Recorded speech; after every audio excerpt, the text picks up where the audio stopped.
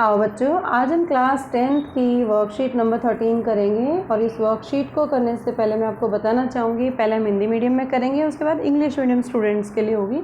तो आइए शुरू करते हैं।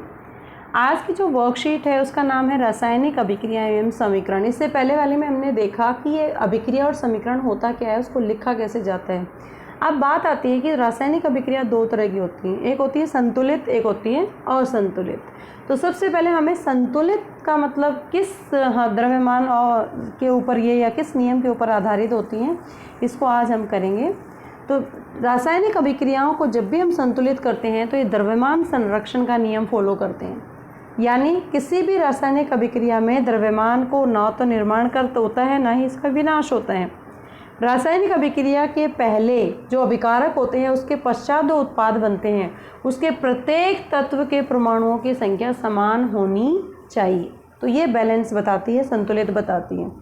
तो जब भी किसी रासायनिक अभिक्रिया को आपको संतुलित करना है तो सबसे पहला काम क्या है, सभी सूत्रों को बॉक्सेस में चारों ओर बॉक्सेस बना लीजिए। जैसे ये अभिक्रिया है आयरन जमा, ये अभिक्रिया है आयरन को जब हम वाटर या नमी में रखते हैं तो ये फेरिक ऑक्साइड बना देता है Fe3O4 + H2।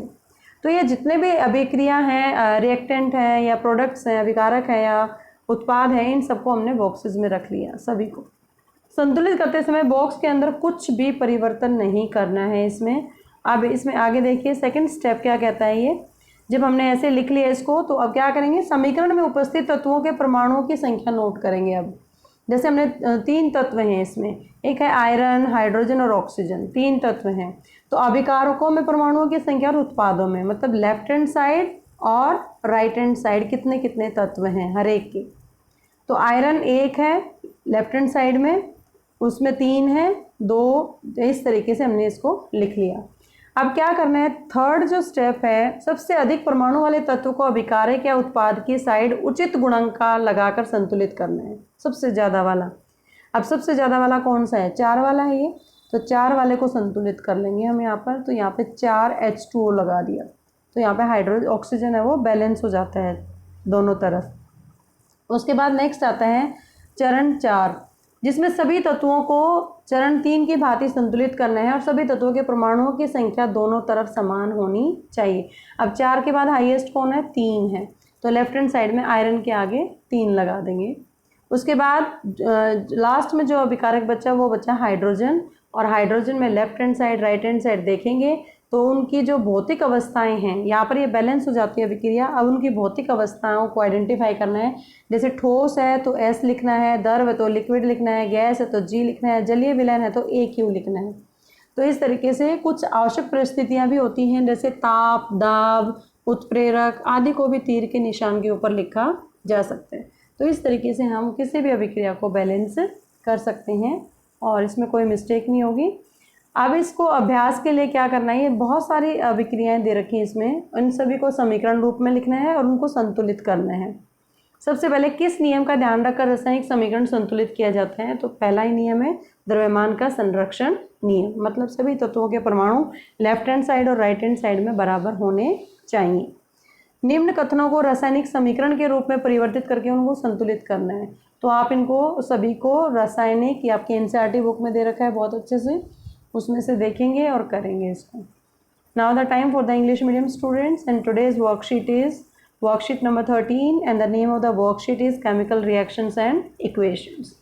There are 2 types of the chemical equations, balanced and unbalanced. If number of atoms in the left hand side and right hand side elements are same, so it is called balanced, and if they are not equal, that is called imbalanced or skeleton reaction. And balancing the chemical equation depend upon the law of conservation of mass. And what do you mean by law of conservation of mass? Matter can neither be created nor be destroyed in a chemical reaction. So the number of atoms of the element involved in the chemical reaction would remain same at the reactants and product side. It means left hand side and right hand side, both the atoms in the elements will remain same. This is called law of conservation of mass. Now how to balance a chemical equation?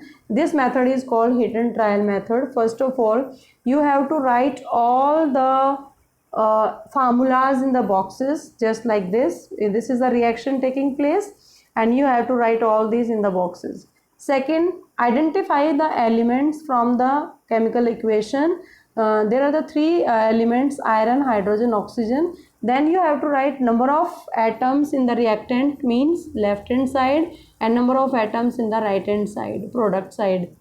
So iron is there 1, so it is written 1. Here iron 3, so it is written 3. Hydrogen 2, then written 2. Here is also 2, 2. And third is the oxygen, 1 is here and 4 is here. Now next step is step number 3. Then you have to equalize the number of atoms of elements which has maximum number by putting a number of in front of it. Just like this, 4, it is already 4 oxygen are there on the right hand side. Then you have to put 4 in front of iron. Oxygen in front of water, not iron, because we are balancing oxygen. So you have to write here 4H2.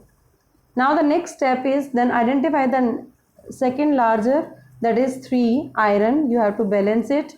Here is already 3, then you have to put 3 here. Now see it is balanced or not. Then you find the balanced chemical reaction, and you can also identify their physical states.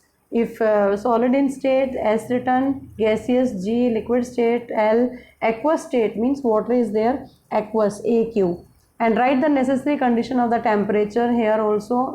On the arrow side you can write up and down, temperature, pressure or catalyst above or below the arrow. In this way you can balance the chemical reactions.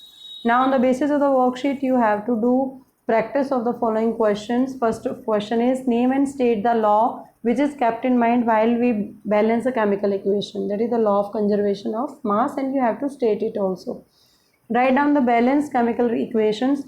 All the chemical equations are also there in the NCERT book in the exercise part. You have to write all these in the symbolic form and then balance it. I hope you understand the concept of balancing the chemical equations. Keep watching Super Vigyan. Thank you so much.